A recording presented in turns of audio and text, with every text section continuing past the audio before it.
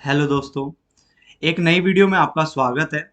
ये बच्चा आपका जो है ये डिफरेंस की बात कर रहे हैं। हम इस वीडियो में क्या कर रहे हैं?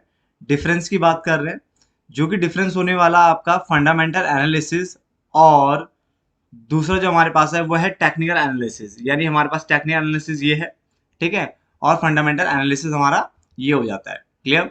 तो स्टार्ट करते हैं। देखो, मैंने तकरीबन 9-10 पॉइंट मैंने आपके लिए लिखे हुए, जिससे कि आपको ये समझना जो कि फंडामेंटल एनालिसिस क्या होता है, टेक्निकल एनालिसिस क्या होता है, ये बहुत आसान हो जाएगा।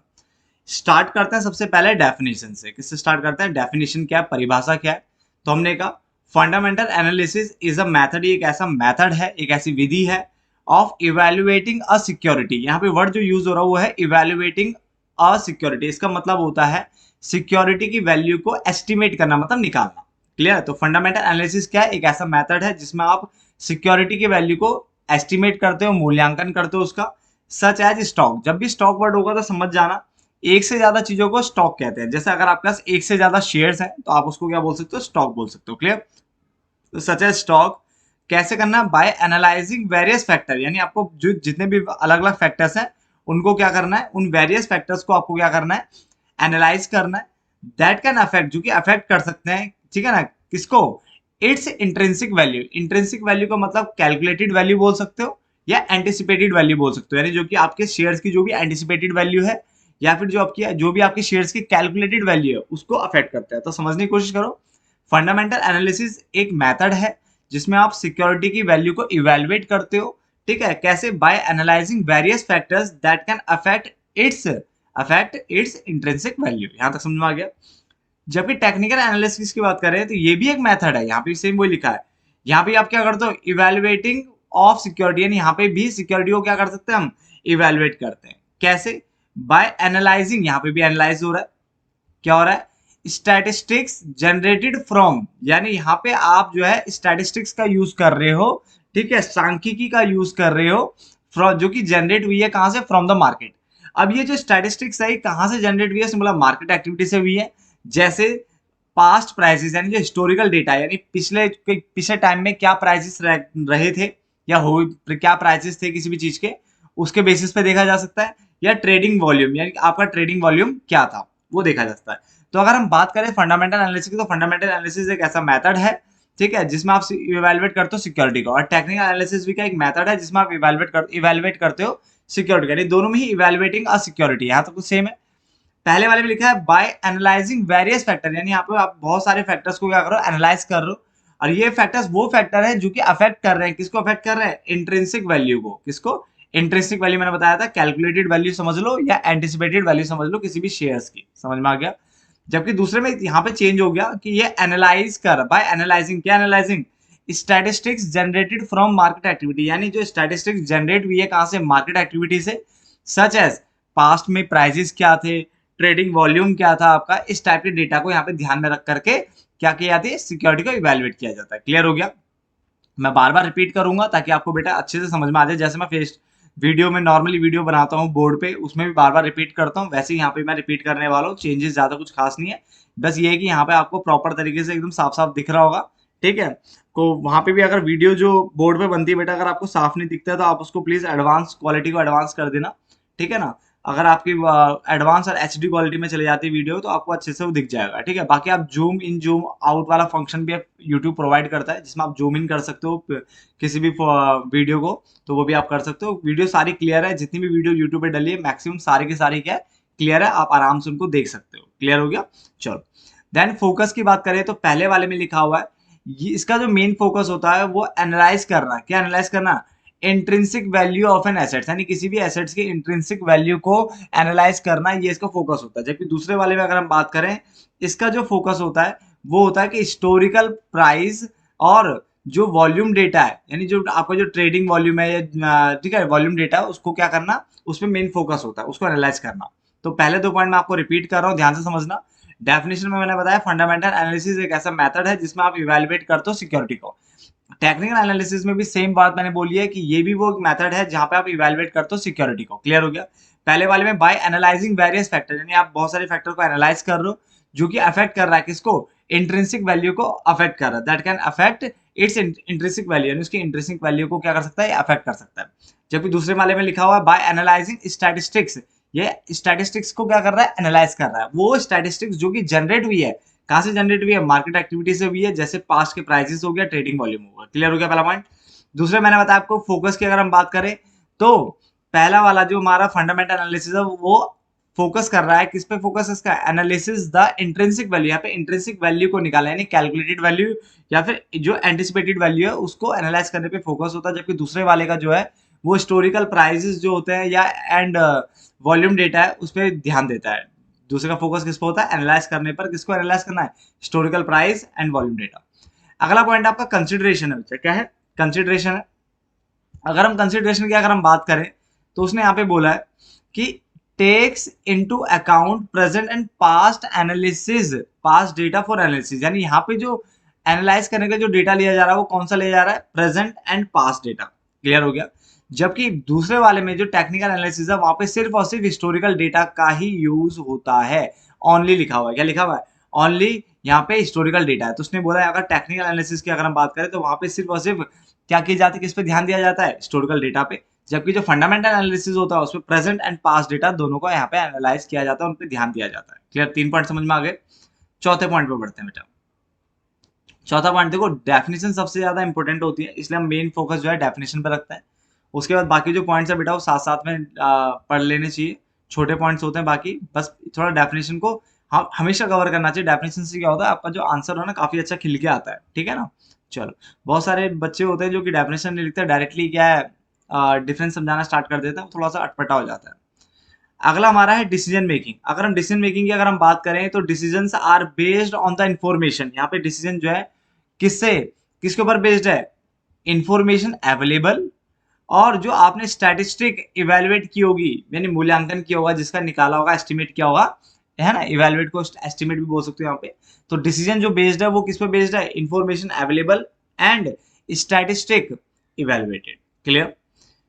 जबकि यहाँ पे जो डिसीजन जो बेस्ड होते हैं वो किसको होते हैं, मार्केट के ट्रेंड्स पे बेस्ड होते हैं, ठीक है ना। और जो आपके जो शेयर डिवेंचर जो उनके जो प्राइजेस होते हैं उसके ऊपर बेस्ड होता है। तो जहाँ पे डिसीजन जो बेस्ड है वो market trends and prices of stock, जबकि यहाँ पे information available statistic evaluated. Clear हो गया, यहाँ तो कोई दिक्कत नहीं। अगला है रिस्क। अगर हम रिस्क की बात करें तो उसने बोला यहाँ पे कि पहले वाले में जो रिस्क है वो कैसा है, लेस रिस्क है। दूसरे वाले में जो रिस्क है वो कैसा आपका, हाई रिस्क है। अगला पॉइंट है आपका टाइम ओरिजिन की बात करें। टाइम ओरिजिन में अगर हम बात करते हैं तो पहला वाला जो है वो लॉन्ग टर्म इन नेचर होता है, दूसरा वाला short term to medium term. कई सारी वीडियोस में आपको शॉर्ट टर्म दिखेगा, बट ये बेटा short term to medium term हो सकता है। अगर हम टाइम ओरिजिन में अगर हम बात कर रहे हैं तो ये टिपिकली जो लॉन्ग टर्म वाला है यानी ये ईयर्स की फॉर्म में होगा, 1 साल 2 साल 4 साल 5 साल इस टाइप को देखने को मिलेगा। जबकि दूसरा वाला जो है वो डेज वीक्स या मंथ्स में आपको देखने को मिल सकता है। तो हमने 3-4 पॉइंट नीचे के रह गए हैं, बाकी हमने लगभग सारे कवर कर लिए। मैं एक बार आपको रिपीट कर रहा हूँ ताकि आपको अच्छे से दिमाग में वीडियो को देखते देखते समझ में आ जाए। देखो आगे मत बढ़ाना, वीडियो को ध्यान से सुन लेना, क्योंकि अगर मैं रिपीट कर रहा हूँ तो उसका मतलब आपको वीडियो में ही सब कुछ याद करवाना चाहता हूँ। पहले मैंने डेफिनेशन बोला आपको, डेफिनेशन मैंने कहा फंडामेंटल एनालिसिस एक ऐसा मेथड है जिसमें आप इवैल्यूएट करते हो सिक्योरिटी को। सेम लाइन मैंने यहाँ पे भी लिखा है, technical analysis is a method of evaluating security. कैसे करनी पहले वाले में, by analysing various factors that can affect its intrinsic value, यानी उन सभी फैक्टर्स को आपको एनालाइज करना है जो कि अफेक्ट करता है उसके इंट्रिंसिक वैल्यू को। जबकि दूसरे वाले में लिखा हुआ है बाय एनालाइजिंग स्टैटिस्टिक्स, यानी स्टैटिस्टिक्स को आपको एनालाइज करना है, ठीक है, जो कि जनरेट होती है फ्रॉम मार्केट एक्टिविटी से, जैसे पास्ट के प्राइसेस देखना, ट्रेडिंग वॉल्यूम देखना। ये दूसरा फोकस था। फोकस में मैंने कहा पहले वाले का जो फोकस होता है वो analysis the intrinsic value of an asset, यानी एसेट्स के इंट्रिंसिक वैल्यू को एनालाइज करना होता है। जबकि दूसरे वाले का जो फोकस होता है वो हिस्टोरिकल जो प्राइस है आपका, जो पास्ट के जो प्राइसेस है उसको, एंड वॉल्यूम डेटा यानी जो आपका ट्रेडिंग वॉल्यूम है उसको क्या करना, उसको एनालाइज करना होता है। क्लियर। कंसिडरेशन मैंने बताया कि पहले वाला प्रेजेंट एंड पास्ट डेटा को लेता है, कंसिडर करता है, जबकि दूसरा वाला सिर्फ और सिर्फ हिस्टोरिकल यानी पास्ट डेटा को ही क्या करता है, कंसिडर करता है। डिसीजन मेकिंग में अगर हम बात करें तो पहले वाला जो है उसमें डिसीजन जो बेस्ड होता है वो information available and statistic evaluated पे होती है, ठीक है ना। जबकि दूसरे वाले में जो डिसीजन बेस्ड होता है मार्केट के trends and price of stock यानी प्राइस ऑफ जो शेयर्स एंड डिवेंचर है उन पे बेस्ड होता है। रिस्क की बात करें तो पहला वाला लेस रिस्की, दूसरा वाला हाई रिस्क, पहले वाले में रिस्क कम है, दूसरे वाले में रिस्क ज्यादा है। फंडामेंटल में रिस्क कम है और टेक्निकल में रिस्क क्या है, ज्यादा है। यहाँ समझ में आ गया। टाइम हॉरिजन की अगर हम बात करें तो पहले वाले की अगर हम बात करें तो लॉन्ग टर्म है, यानी टिपिकली ये ईयर्स की फॉर्म में होता है, जबकि दूसरा वाला शॉर्ट टू मीडियम टर्म देखने को मिल सकता है। ये डेज, वीक्स एंड मंथ में होता है। क्लियर हो गया? यहाँ तक तो कोई दिक्कत नहीं किसी को भी, ठीक है। चलो अब आगे बढ़ते हैं। पर्पस की अगर हम बात करें तो determines the long term investment value, यानी यहाँ पे जो आप इसका जो पर्पस है, यानी जो फंडामेंटल एनालिसिस जो हम करते हैं उसका जो पर्पस है वो क्या है? डिटरमाइन करना। क्या करना? डिटरमाइन करना। क्या डिटरमाइन करना? Long term investment value. किसको? लॉन्ग टर्म इन्वेस्टमेंट वैल्यू को क्या करना? डिटरमाइन करना। क्लियर हो गया? लॉन्ग टर्म इन्वेस्टमेंट वैल्यू को क्या करना? डिटरमाइन करना। डन। उसके बाद अगर हम दूसरे वाले की अगर हम बात करें तो उसमें क्या लिखा हुआ है? ये प्रिडिक्ट करता है, यानी ये भी डिटरमाइन कर रहा है या प्रिडिक्शन दे रहा है, मतलब एक तरह से अनुमान लगा रहा है। किस चीज का?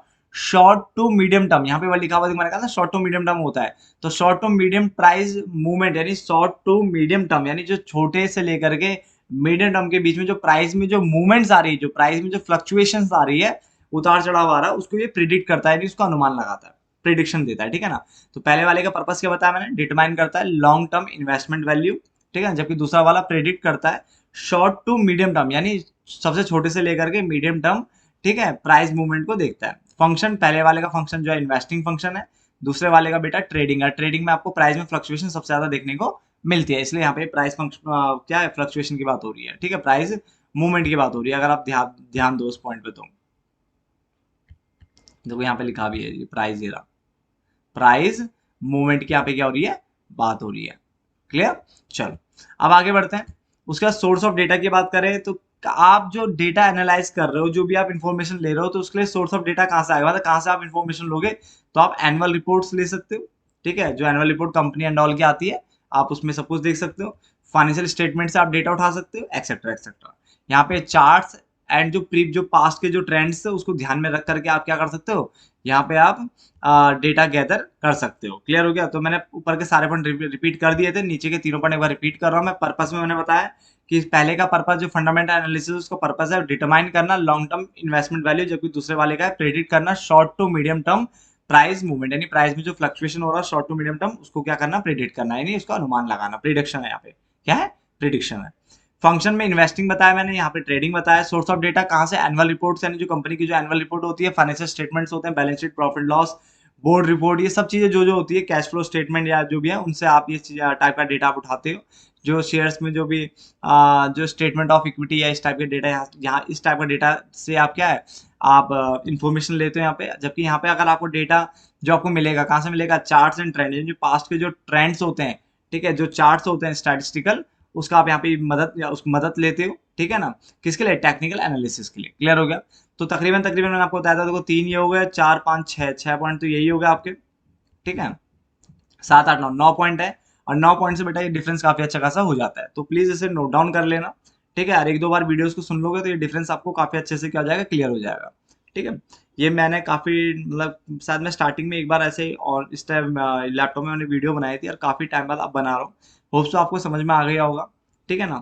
अगर आपको वीडियो अच्छी लगी हो तो प्लीज कमेंट में एक बार बोल देना कि इस टाइप से जो मैं वीडियो बना रहा हूँ वो ज्यादा क्लियर है, ज्यादा अच्छा आपको समझ में आ रहा है, ठीक है। बाकी मैंने जो वीडियोस डाली है, मैंने आपको बताया था मैं मैक्सिमम डिफरेंस बनाता हूँ, क्योंकि डिफरेंस जो है जल्दी बच्चे को समझ में भी आता है, और डिफरेंस से बहुत सारी चीजें कवर हो जाती है, ठीक है ना। जैसे इसी डिफरेंस की बात करें तो कोई अगर आपसे फंडामेंटल एनालिसिस की बात करेगा तो आप उसको लिख सकते हो, टेक्निकल एनालिसिस बोलेगा तो आप लिख सकते हो, डिफरेंस पूछेगा तो आप लिख सकते हो, तो मतलब 3 चीजें कवर हो जाती है, तो काफी अच्छा है। तो डिफरेंस के मैंने काफी वीडियोस बनाई हुई है, बहुत सारे टॉपिक के ऊपर डिफरेंसेस बना रखे हैं, तो प्लीज आप वीडियोस को देख लिया करो, ठीक है ना। आपको कहीं और जाने की जरूरत ज्यादा नहीं पड़ेगी, और जिन टॉपिक के ऊपर डिफरेंस नहीं मिलेगा आपको, प्लीज मुझे कमेंट कर लो, मैं आपके लिए उसके ऊपर डिफरेंस भी बना दूंगा। क्लियर है ना?